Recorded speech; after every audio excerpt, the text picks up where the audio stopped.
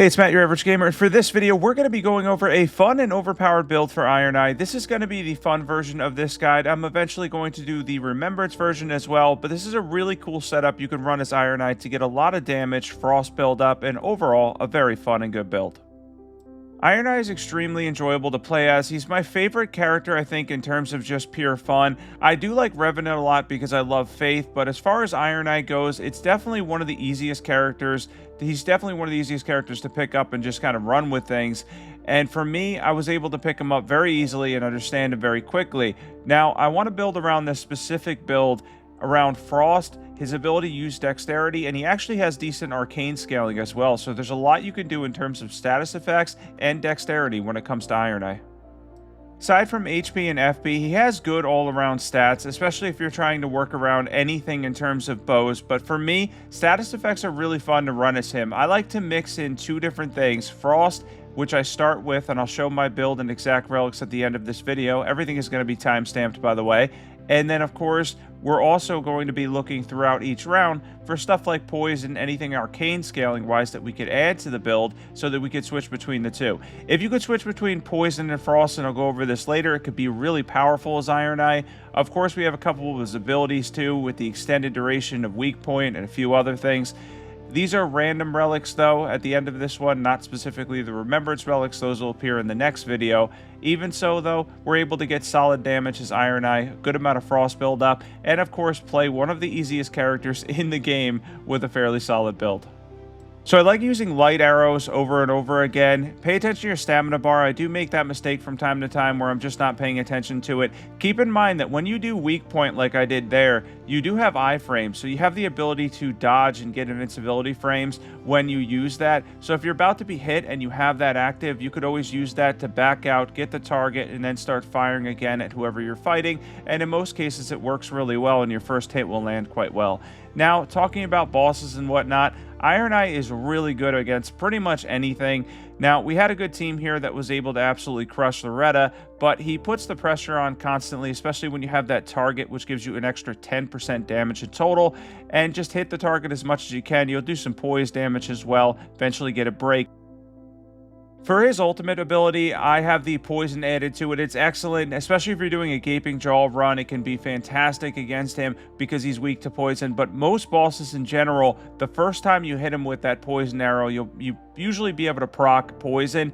Now, granted, resistances go up, so the next time you hit the boss, you may not get the poison proc, but if you're running a poison bow, it should just be a couple hits after that to get him to proc again. Not a huge deal there, but ultimately, well, I said ultimately, for his ultimate ability, having that added poison effect is excellent, and then just pelting whatever boss you're facing. In this case, I'm using my frost build and setup, and then if you have something to switch to that has poison as well, they're both really good to combine together and to make for a powerful Ironeye build. He really is very easy to learn and play as. In the comments below, by the way, if there's a character you want to see me cover, be sure to comment that. I'm curious as to your thoughts on that and how you're feeling about Nightreign currently and how much more you plan on playing the game, etc. Hopefully they add more to it. Been saying that in my videos, but I really do hope they add some stuff additionally to it before the DLC that we're guaranteed later this fall. Now, back to this. We're going to be running our poison build and frost build. I was able to get the serpent bow. We have good arcane scaling, extra arcane on one of our relics as well, so we could do well with the poison bow. And then if we get the poison proc, we could switch back to frost and then start building up frost for the debuff. It's a good combination for Ironeye and can give you a good level of consistency too. And of course, we are going to use our ultimate here soon. Again, we got the targeting ability there. The dragon is a little bit harder to hit. Some of the Nightlords too with the targeting ability, I don't use it as much as I should because getting under them is difficult sometimes, timing it right, and they tend to move around a lot. But you want to get that targeting ability on whatever boss you're facing as much as you possibly can. There's the ultimate, a good amount of damage, good amount of poison damage, etc. Now, this dragon's fairly resistant, so he might not proc poison-wise immediately, but if you're consistent about building up frost and poison, of course you can as well with Ironeye. I also want to ask who your favorite character is in Elden Ring Nightreign. Who's your favorite character to run? I have a feeling a lot of people are going to say Ironeye, especially if they're looking up an Ironeye guide, but is there another character you really love and enjoy? Because I'm looking to do different builds for these characters. And of course, with this series, this is going to be a series where one is going to be built around pure fun, kind of like a goofy fun build that works like this one. And then we're going to be doing the Remembrance standard one that does a lot of damage, and obviously is going to be more in line with the one most players are going to be running. I want to do the fun ones though too, because everybody seems to be running the same relics in this game, and I find that really boring. I'm hoping eventually we could change that, or they buff, I don't know, regular relics, or add some stuff to it so that we get more relics in terms of variety, because once you get the Remembrance relics and some of the boss relics, it kind of makes all the other relics obsolete. Personally, not a huge fan of that. I really like build variety in these games, any type of these games. Now, I know this is a roguelike, not a Souls-like, but still, it should have that variety, that element to it, where we could use different builds and make them work. And I did make one work here quite well. It does work well for Ironeye, but of course, anything related to his Remembrance is going to beat anything in this build because it's just designed that way. The game's inherently designed that way. Now, we're going to talk about Gaping Jaw, a Nightlord, take him on, show off the build a little bit more, and then after that, we'll go over Relics, and that'll be the end of the video. I do get knocked twice during this fight, just out of pure mistakes that I made. Gaping Jaw for me, he's a little bit erratic, so he's difficult at times. I was probably a little too close to him. Should have used my targeting ability there, but I was trying to stay in front of him because he was biting me. Anyways, back to this. We're going to be pelting him with poison arrows to try to get him to throw up the poison, and then once he does, he's unpoisoned, and then you can try to poison him again. There I switched to Frost. You can see I went right from poison to Frost to build up that Frost, get that debuff so our team does more damage, and then I switched back to poison arrows. Again here, should be using my targeting ability more, but unfortunately, sometimes with these bosses, the amount they move around and having to watch in front of them, it's a little bit difficult to time sometimes for me. And ultimate wise too, make sure you use that at an opportune time as well. Typically speaking, I probably would have used the ultimate early on here and then waited, because then again, I probably could have gotten it a second time. I'm not sure whether I do end up with it a second time or not.